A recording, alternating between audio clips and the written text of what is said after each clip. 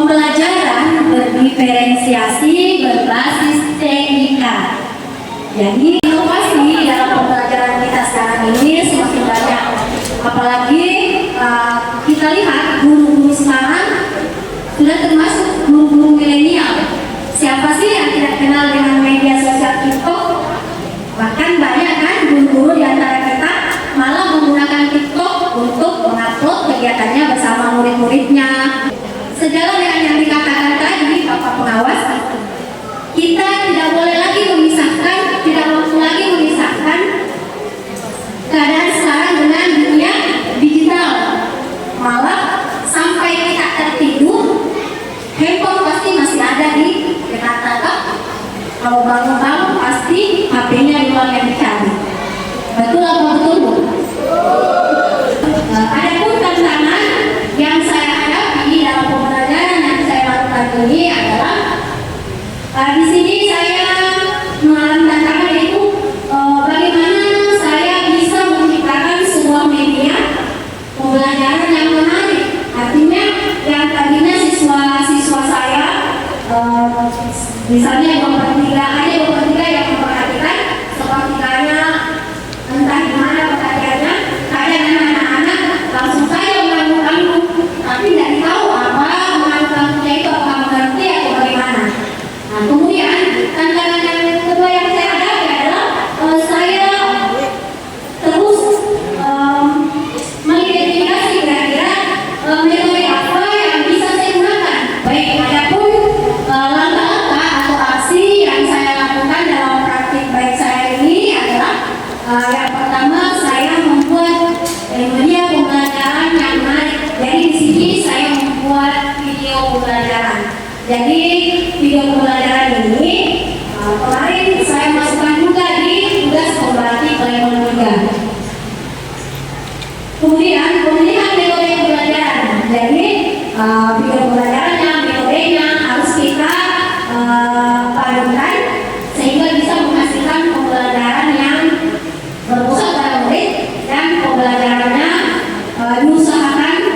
Di sini saya lakukan adalah pembelajaran berdiferensiasi.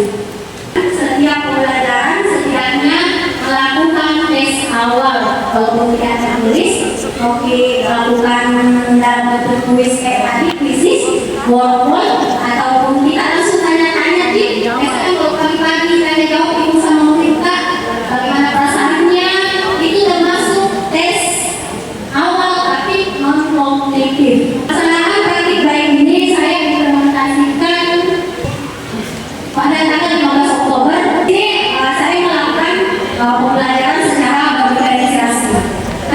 Different, apa sih artinya different? Berbeda pembelajaran, maksudnya perlakuan yang berbeda kepada peserta didik. Berdasarkan apanya? Berdasarkan apanya? Apanya? Kemampuan.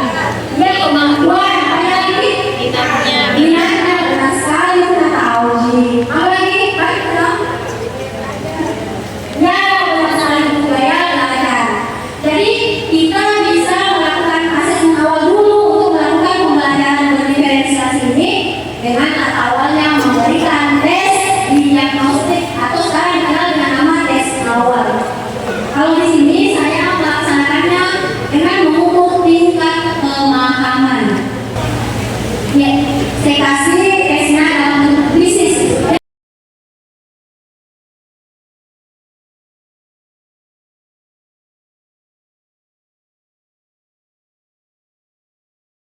Baik, setelah saya melakukan menerapkan berbisnis ini kepada murid-murid saya di sekolah, mulai terlihat adanya peningkatan motivasi dari peserta didik saya dalam pelaksanaan pembelajaran setelah saya menerapkan berbisnis, artinya pembelajaran berdiferensiasi berbasis titik. Ada sedikit saya tampilkan, bisa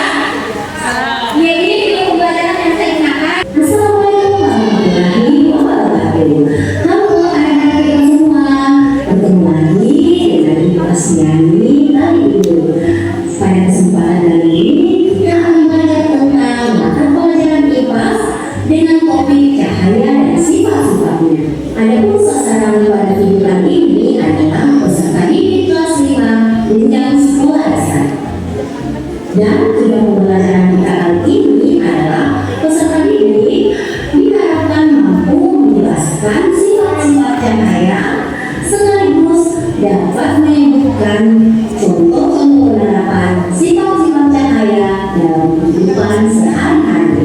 Baiklah, sebelum kita membahas tentang sifat-sifat cahaya, Ibu akan terlebih dahulu bertanya, adakah yang mengetahui apa itu cahaya?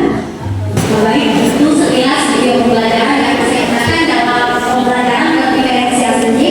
Tetapi bukan hanya video pembelajaran yang saya gunakan.